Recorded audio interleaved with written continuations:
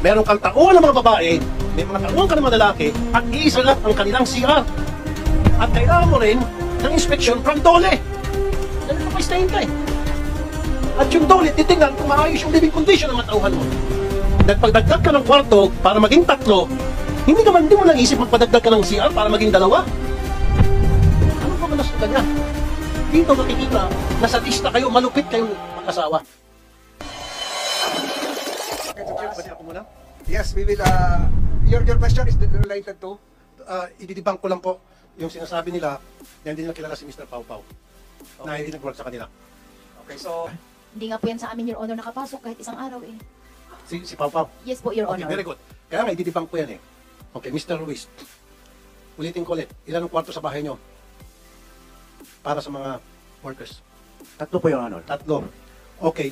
So therefore, maaaring 2 lang yung kwarto nung nandoon si Mr. Pau Pau. Nung umalis siya, nagdagdag ulit kayo ng kwarto dahil nagdagdag kayo ng mga tao. Parami ng mga tao nyo hanggang dumating yung time, kailangan nyo magdagdag na ng kwarto. Ilan ang CR ninyo? Isa lang, Your Honor.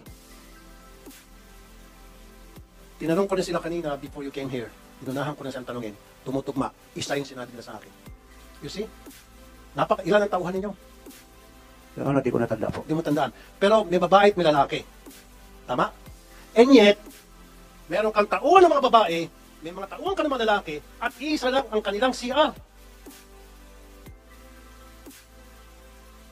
That is the reason kung bakit kailangan mo, kapag nagpa-renovate ka, kailangan mo ng business permit. At kailangan mo rin ng inspection from Dole. Dahil nagpapastahin ka eh. At yung Dole, titingnan kung maayos yung living condition ng mga tauhan mo. Which, again, you did not do. Am I right or am I right? Hindi mo ginawa. Tagtag ka ng violation. Now, Mr. Pau Pau, Yes, Your Honor. ano yung higaan nyo doon? Ano lang po yun, yung nakalatag lang po na foam. Lahat kayo mga lalaki. Opo.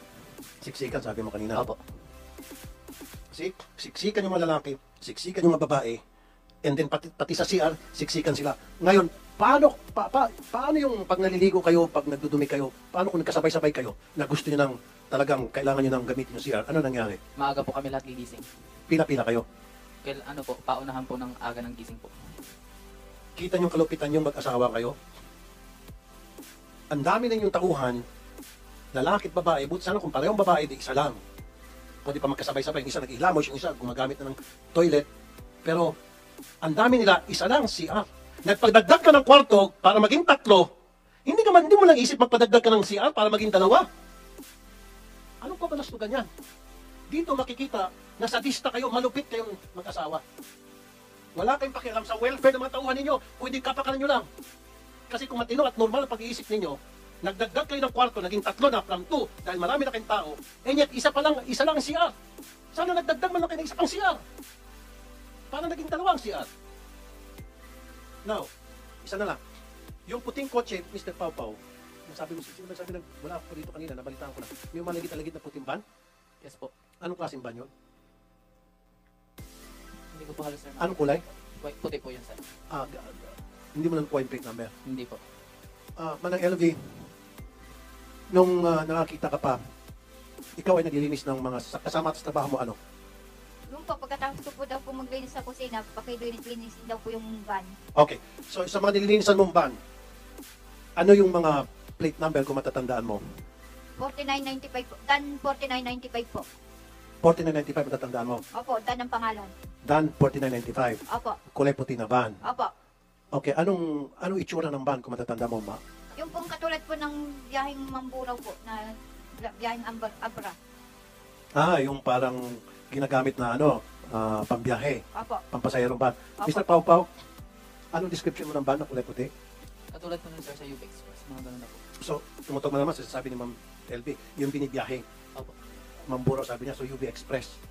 Opo. Ganun tsura. Okay. So again, tumutugma na naman. So, Mr. Chair, lumilitaw na most likely yung nagpapalibot-libot sa bahay ni Mr. Pau Pau na nanakot. Yun ay van na pag-aari ito mag-asawa. Kasi sabi naman ng LV, nung nakakita pa siya naglilis ng kotse nila, merong van, Dan 4995, tapos yung itsurang UB Express. Na, yun naman sinasabi niya, pambiyahe daw. Can you, CIDG, Major Nakar, can you have the check? Yung van na being Dan, described here? 49.95. 49.95. Yes, Your Honor, Mr. Chair. You can likewise touch base with the LTO of Mindoro. That is likewise registered under the name of the Ruiz Copol. Yes, Your Honor. Tinetext ko na po ngayon yung LTO. Isang tanong na lamang, ikaw naman tatanungin ko ngayon, Madam France, Miss France, bakit hindi ka nagbibigay ng tamang pasweldo? Bakit hindi po tama? Hindi nasa minimum wage, hindi kung ano yung nakasaad sa batas, ba't hindi ka sumusunod? Doon sa mga stay-in ninyo, di ba may mga stay-in kayo? Bakit hindi kayo sumusunod doon sa patakaran na dapat ibabayad sa mga taong stay-in?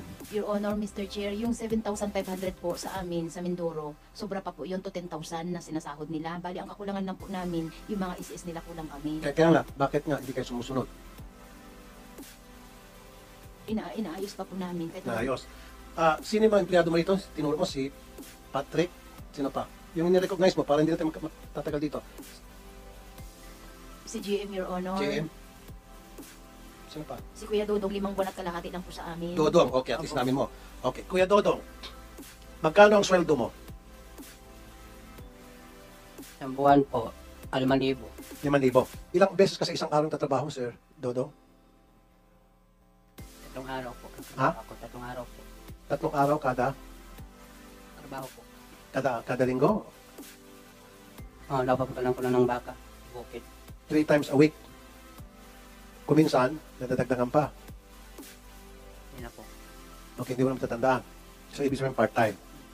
So, sa part-time mo yon, nakatanggap ka ng 5,000 Opo. kada buwan.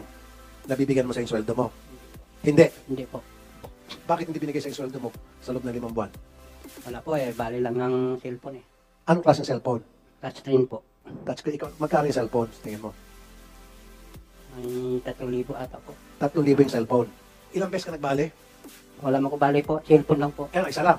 Cellphone po. Yung touchscreen, sabi mo, na worth 3,000 sa palagay mo. Opo. Wala nang iba pa. Wala na po. Wala ka toothbrush, toothpaste, tuwalya, pantalon, damit, relo, load. Wala ka nang baling ganon. Mayroon po. Relo po. Nagbalik kang relo. Okay, magkano? Anong klase ng relo? Rolex? Patek Philippe? Battery po. Ano, no? Battery po. With battery.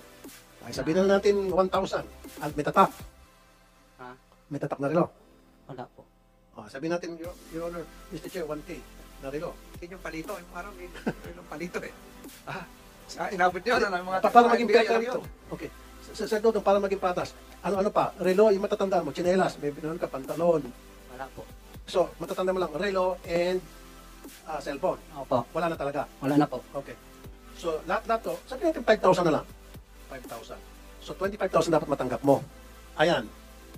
Mrs. Ruiz, 5 months siya nag-work, nagbalik siya ng cellphone, nagbalik siya ng relo, 3,000 sa cellphone, pagpalagay natin, 2,000 na lang doon sa relo, 5,000.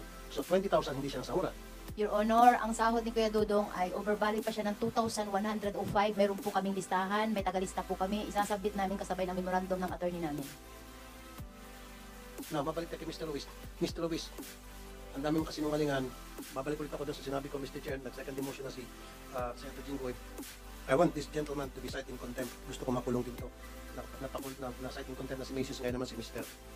You will make a ruling appropriately in time, Senator Estrada. Is the gentleman done with this questioning so we can proceed Mr. with Chair. the other resource persons? Okay na, Mr. Chair.